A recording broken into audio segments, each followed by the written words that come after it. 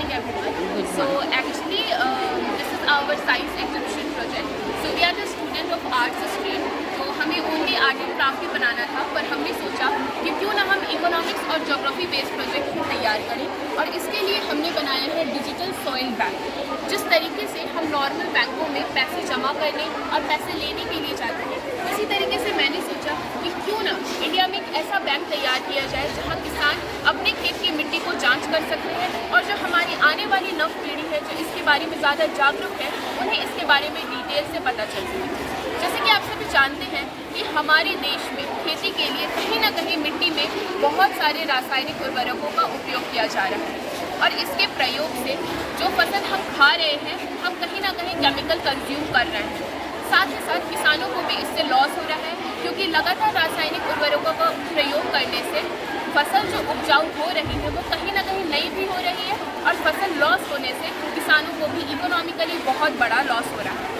तो क्यों ना एक ऐसा डिजिटल सॉइल बैंक तैयार किया जाए जहां किसान अपने खेत की मिट्टी को लाकर जांच कर सकते हैं। इसके लिए किसान अपने खेत की मिट्टी को लाकर सॉइल बैंक के रिसेप्शन में जमा करेंगे, जहां उन मिट्टियों को डिजिटल लैब में लाकर साइंटिस्ट जो है टेस्ट करेंगे कि वो खेत की मिट्टी का pH मान सही है या नहीं। जैसे अगर मिट्टी काली है तो उसका pH मान 7.5 से 8.5 होना चाहिए, यानी वह प्रवृत्ति से एल्कलाइन क्षारीय है। अगर उसका pH मान इतना है तो मतलब मिट्टी उस फसल के लिए उपजाऊ है, लेकिन अगर उसका pH मान क्षारीय प्रवृत्ति का नहीं है तो मतलब उस मिट्टी में फसल अच्छी नहीं होगी। उसके बाद अगर अब मिट्टी अच्छी नहीं है, अब किसान इससे क्या करें, उन्हें बहुत बड़ा लॉस हो सकता है।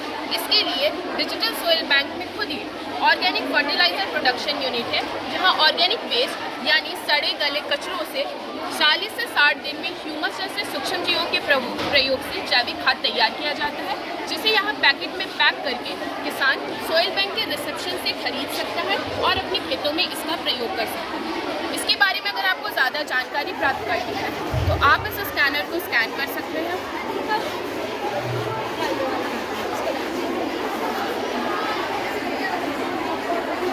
और आपको डिजिटल सॉइल बैंक के बारे में सारी जानकारी जो है गूगल के माध्यम से भी प्राप्त हो जाएगी। अभी तक इस डिजिटल सॉइल बैंक का जितना भी सोर्स है वो 1988 में भोपाल में स्थापित हुआ है, और हम चाहते हैं कि इसके थ्रू लोगों को जागरूक किया जाए ताकि इंडिया के हर एक डिस्ट्रिक्ट में एक डिजिटल सॉइल बैंक हो, जिससे इंडिया को, फार्मर्स को और बच्चों को इकोनॉमिकली, जोग्राफिकली और माइंड से भी बहुत बड़ा सपोर्ट मिल सके। थैंक यू वेरी मच, और हमें बिल्कुल उम्मीद है कि आप हमारे इस प्रोजेक्ट से ज़रूर कुछ ना कुछ सीखेंगे और अपने आने वाली पीढ़ी को भी इसके प्रति जागरूक करेंगे। Thank you very much. Thank you, Arfa and group.